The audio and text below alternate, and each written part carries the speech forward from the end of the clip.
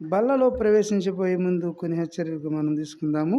దాని కొరకై యోహాను సువార్త 6వ అధ్యాయము యోహాను స్వార్థికుడు రాసిన స్వార్థ భాగం 6వ అధ్యాయము 52వ వచనం నుంచి చదువుకుంటాం. 52వ వచనం నుంచి చదువుకుంటాము. యూదులు ఈయన తన శరీరమును ఎలాగూ తిననీయగలడని ఒకరితో ఒకడు వాదించిరి.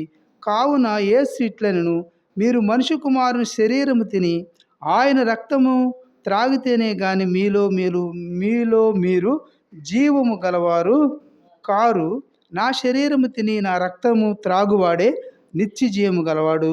అంత్య దినమున నేను వానిని లేపుదును అని దేవుని యొక్క వాక్యం సెలవిస్తా ఉన్నది. కాబట్టి ప్రభు బల్లలో ప్రవేశించిపోయే ముందు ప్రభు అని యేసుక్రీస్తు నీ నా గమనాన్ని తీసుకొస్తున్న లేఖన భాగాలు ఏంటంటే, కావున యేసు ఇట్లా అంటా ఉన్నారు. కాబట్టి యేసుక్రీస్తు వారు ఇందాక ఆరాధన వర్తమానంలో ఏం చెప్పారంటే, నా మాట విని నా యందు విశ్వాసం ఉంచువాడు నిత్య జీవము గలవాడు అని మాట్లాడారు ఆరాధన వర్తమానంలో. అయితే బల వర్తమానంలో టేబుల్ మెసేజ్లో బలలో ప్రవేశించబోయే ముందు ప్రభు మనతో మాట్లాడుతున్నటువంటి మాటలు ఏంటంటే, యేసు ఇట్లనెను, మీరు మనుష్య కుమారుని యొక్క శరీరము తిని ఆయన రక్తము త్రాగితేనే గాని మీలో మీరు జీవము గలవారు కారు. కాబట్టి మీరు జీవము గలవారు కావాలంటే మనం ఏం చేయాలంటే, ప్రతి వారం కూడా మరి దేవుడు మనకి ఇచ్చినటువంటి బల్లారాధన క్రమం నెలకు ఒక పర్యాయం కాదు, కానీ మన సహవాసంలో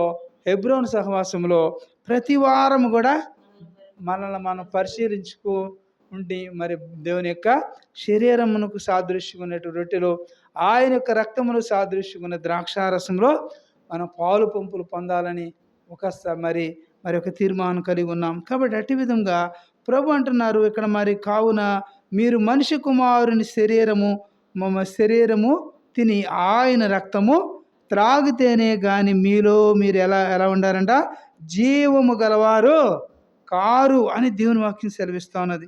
కాబట్టి నేను కూడా ఆయన యొక్క శరీరము మరి మా శరీరము సాదృశ్యమైనటువంటి రొట్టెలో ఆయన యొక్క రక్తమును సాదృశ్యంగా ఉన్న ద్రాక్షారసంలో మన పాలు పంపులు ప్రతి వారం కూడా మనల్ని మనం పరిశీలించుకోవాలి. మన యొక్క నిత్య జీవితంలో జీవిత యాత్ర దినాల్లో మనం ఏ విధంగా ప్రభువు సమీపంగా ఉన్నాము, లోకానికి సమీపంగా ఉన్నామా, ప్రభువుకి మన సమీపంగా ఉన్నామా, మన హృదయం ఎక్కువ దేని మీద మరి ఆశ కలిగి ఉంటుంటుంది, ఆపేక్ష కలిగి ఉంటుంది, మనం దేనిని ఎక్కువ ఆకర్షిస్తూ ఉన్నాము, లోకమున లేక దేవునిన ఎవరిని మనం ప్రేమిస్తూ ఉన్నాము అని మనల్ని మనం యోగ్యమైన రీతిలో పరీక్షించుకోవాల్సిన వారం ఉంటున్నాం.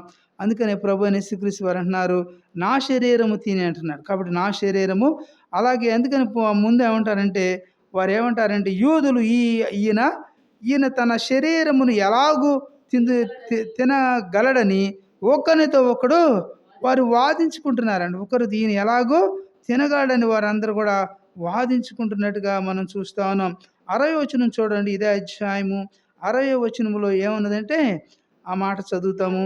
కాబట్టి ఆయన శిష్యుల్లో అనేకులు ఈ మాట విని, ఇది కఠినమైన మాట, ఇది ఎవడు వినగలడని చెప్పుకున్నారండి. ఎవడు వినగలడు, ఇది కఠినమైన మాట కదా అనేటువంటి వారుగా వారందరూ కూడా అనుకున్నారండి. ఈ కఠినమైనటువంటిది కదా అనుకున్నప్పుడు ప్రభు యేసుక్రీస్తు వారు మరి ఈయన ఏమంటూ వచ్చారని మన భాగంలో చూస్తే, యేసు తన శిష్యులు దీని గూర్చి సణుగుకొనుచున్నారని తనకు తానే ఎరిగి వారితో ఇట్లనెను, దీని వలన మీరు అభ్యంతరపడుచున్నారా? అలాగైతే మీరు మనిషి కుమారుడు మునుపున్న చోటుకు కాబట్టి ఎక్కుట చూచిన ఎడల ఏమందురు? ఆత్మయే జీవింపజేయుచున్నది గాని శరీరము కేవలము నిష్ప్రయోజనము. నేను మీతో చెప్పియున్న మాటలు ఆత్మీయ కాబట్టి ఆత్మయు జీవమునై ఉన్నవి గాని మీలో విశ్వసించని వారు కొందరున్నారని వారితో చెప్పెను.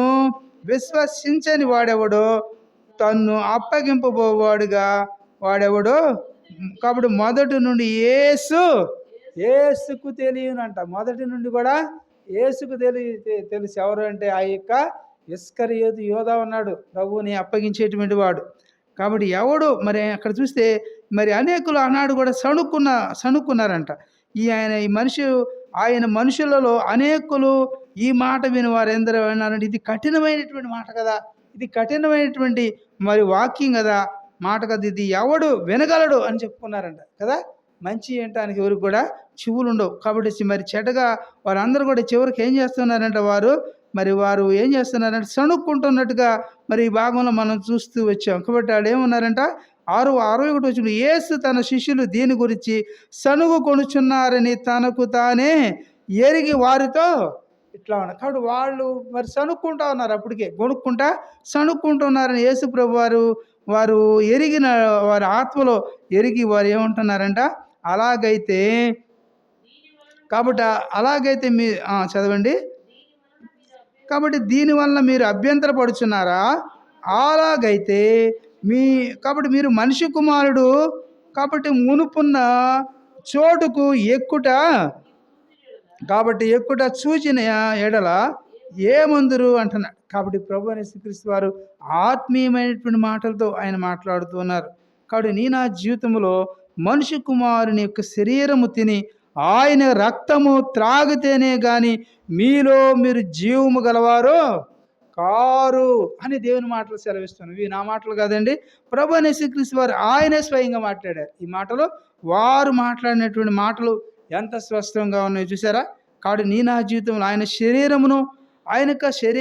యొక్క రక్తమును త్రాగువాడే ఎలాంటి వాడు అంటాడు, నిత్య జీవము గలవాడు. నిత్యము కూడా జీవించాలంటే నేను కూడా లోకమును జయించాలంటే, పాపమును జయించాలంటే, మనలో ఉన్నటువంటి మరి మాటలు జయించాలంటే నేను కూడా ఆయన యొక్క రక్తము తిని ఆయన యొక్క శరీరాన్ని మనం భుజించాలి. కాబట్టి ఆ మాటలు ఎంత మరి ఆత్మీయమైనటువంటి మాటలుగా నేను చూస్తే, నా శరీరం తిని నా రక్తం త్రాగువాడే నిత్య జీవము గలవాడని దేవుడు మరి గట్టిగా చెబుతున్నారు. కాబట్టి నా జీవితంలో ఆయన శరీరము మరి ఆయన యొక్క రక్తమును త్రాగుతున్నటువంటి నేను కూడా మరి తాగినప్పుడు నేను కూడా నిత్య జీవాన్ని పోగొట్టుకుంటాం. కాబట్టి ఆయన శరీరము తీసుకుంటున్నప్పుడు ఇది ప్రభు శరీరం కదా, ఇది ప్రభు రక్తం కదా, ప్రభు నా కొరకు శిలువలో కాచినటువంటి విలువైన రక్తం నిసాదృశ్యున్నట్టు ద్రాక్షారసంలో నేను పాలు పంపులు పొందుతున్నాను కదా, ప్రభు దేహము నా కొరకు మరి చాలాగా దున్నబడినటువంటి ఆ యొక్క దేహమునకు గుర్తుకున్నటువంటి ఆ యొక్క రొట్టెలో నేను పాలు పంపులు పొందుతున్నప్పుడు నేను ఇంకెంత పరిశుద్ధంగా ఉండాలి, నా జీవితాన్ని ఇంకా సరి చేసుకోవాలి అనేటువంటి వారికి నేను కూడా ఆలోచింపవలసిన వారు. అందుకనే ప్రసంగి గ్రంథంలో ఉన్నది, నీవు దేవుని మందిరమునకు పోయినప్పుడు జాగ్రత్తగా వెళ్ళమంటాడు, నీ ప్రవర్తన జాగ్రత్తగా చూసుకోమంటాడు ప్రసంగి గ్రంథంలో.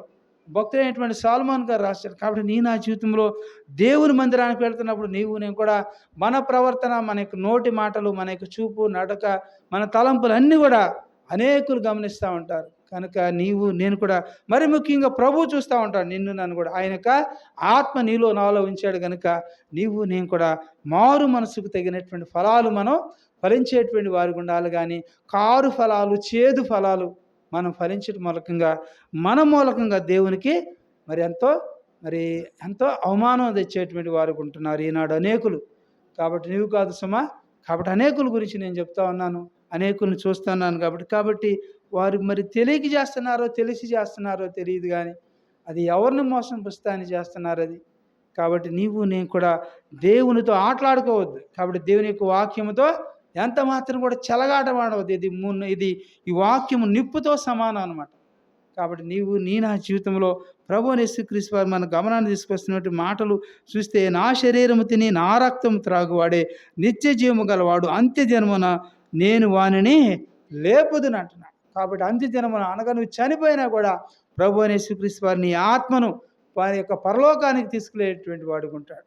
లేకపోతే నీ ఆత్మ విడవబడినప్పుడు ఆ యొక్క ఆత్మ మరి పాతాళములో మరి ఎంతో వేతన పడుతూ ఉంటుంది. కాబట్టి ప్రియ సహోదర సహోదరి, జీవించిన కొన్ని దినాలైన కొద్ది ఆయుష్కాలమైన నేను కూడా ప్రభువుకి ఇష్టలుగా, ప్రభువుకి ప్రీతికరంగా మనం జీవించినప్పుడు నీ జీవితం మూలకంగా ప్రభువుకు ఘనత వస్తుంది, మహిమ వస్తుంది. కాబట్టి నేను కూడా ఈ లోకంలో కొన్ని శ్రమలు, నిందలు, అవమానాలు, అనేక నష్టాలు, కష్టాలు, వ్యాధులు, ఇరుకులు అన్నీ వచ్చినా కూడా మనం సహించుకోవాలి. సహింతుము శ్రమలనియు యేసు కొరకై అంటాడు. కాబట్టి నీ నా జీవితంలో సహించిన వాడే అంతం వరకు సహించిన వాడే జీవ కిరీటాన్ని పొందుకుంటాడు. కాబట్టి నీ నా జీవితంలో అంతం వరకు కూడా సహించినప్పుడే నీవు నేను కూడా క్రీస్తులో మరి పాలువారం ఏంటాం. జీవ కిరీటాన్ని పొందుకోవాలంటే నీవు నేను కూడా ఈ లోకంలో మరి సద్భక్తితో మనం జీవించవలసిన వారం వింటున్నాం. అప్పటి వరకు కూడా నీవు నేను కూడా ఆయనలో జీవము మరి పొందాలంటే ఆయన శరీరం తిని ఆయన రక్తం త్రాగువాడే నిత్య జీవము గలవాడే ఉంటాడని దేవుడు మాట్లాడుతున్నారు.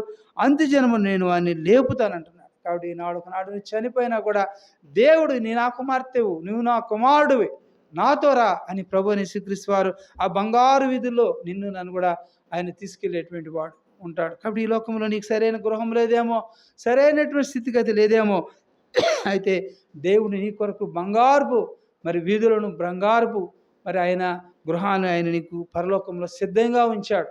నీ విశ్వాసం ఇచ్చినప్పుడు దేవుడు నీకు కృప చూపించేటువంటి వాడుకుంటాడు. కాబట్టి ఇక మాటల ద్వారా నీవు నేను కూడా ఏం తెలుసుకోవాలంటే, మీరు మనిషి కుమారుని యొక్క శరీరము తిని ఆయన రక్తము త్రాగితే కానీ మీలో మీరు జీవము గలవారు కారు. కాబట్టి నీవు నేను కూడా జీవాన్ని పొందుకోవాలంటే ఆయనకి శరీరమును మనం బ్రతికున్నంత కాలము, మనం జీవించినంత కాలం ఆయనకు బలారాధనలో మనం ఎప్పుడు కూడా బలారాధన పోగొట్టుకోకుండా క్రమముగా దేవుని మందిరానికి వస్తూ మరి ఆయన యొక్క మరి రక్తాన్ని త్రాగుతూ ఆయన యొక్క శరీరాన్ని తింటూ ఆయనకు లోబడి ఆయనకు విధేయులుగా ఇష్టలుగా ఆయనకు ప్రియమైన పిల్లలుగా మన యొక్క జీవితాన్ని సాగించినప్పుడు ఆయన నిన్ను కూడా అంత్యజనమున అనగా ప్రభు రాకడ దినములో ప్రభు నన్ను కూడా ఆయనతో కొనిపోబడతాడు. కాబట్టి ఏ విధంగా అయితే మరి హానోకు మరణం చూడకుండా కొనిపోయాడో అలాగే దేవుడు నన్ను కూడా మరి ఈ లోకంలో మరి నీ కూడా ప్రాణం విడిచినప్పుడు దేవుడు నన్ను కూడా ఆ విధముగా ఆయన తీసుకువెళ్తాడు. ఎప్పుడంటే నేను కూడా ఆయనకు ఇష్టలుగా జీవించినప్పుడు, ఆయనకు మాట విన్నప్పుడు. ఇక్కడ ఏమన్నాడు, రెండో మాట మీ గమనాన్ని తీసుకొచ్చాను కదా. కాబట్టి ఆ మాట ప్రకారం దేవుడు ఏమంటున్నాడంటే, వారి చెప్తున్నటువంటి మాటలు ఈ యొక్క సమయంలో నీతో నాతో కూడా చెప్తున్నాడు. ఆనాడు యూదులతో మాట్లాడిన దేవుడు ఈ దినమున నీతో నాతో కూడా ప్రభువైన యేసుక్రీస్తు వారి మాటలు ఈ తరములో జీవిస్తున్నటువంటి నీతో నాతో కూడా ఈ మాటలు నీతో నాతో కూడా ప్రభు మాట్లాడుతున్నారు. కాబట్టి ఈ మాటలు ఏంది, విశ్వాసం నుంచి నీ కూడా ఆయన నిత్య జీవాన్ని పొందాలంటే ఆయన యొక్క శరీరము తిని ఆయన యొక్క రక్తములో మరి పాలివారంగా ఉన్నప్పుడే నేను కూడా ఆయన రాజ్యంలో వారసుడిగా ఉంటాం. లేకపోతే మనము విడవబడతాం. కాబట్టి ఆ యొక్క ఎత్తబడే గుంపులో నేను ఉన్నామో లేదో మనం పరిశీలించుకుని యోగ్యమైన రీతిలో ఆయన యొక్క శరీరము సాదృశ్యుకున్నటువంటి రొట్టెలో ఆయన యొక్క రక్తమును సాదృశ్యుకున్నటువంటి ద్రాక్షారసంలో యోగ్యమైన రీతిలో మనము ఇప్పుడు పాలు పంపులు పొందుతాము బల్లారాధనలో.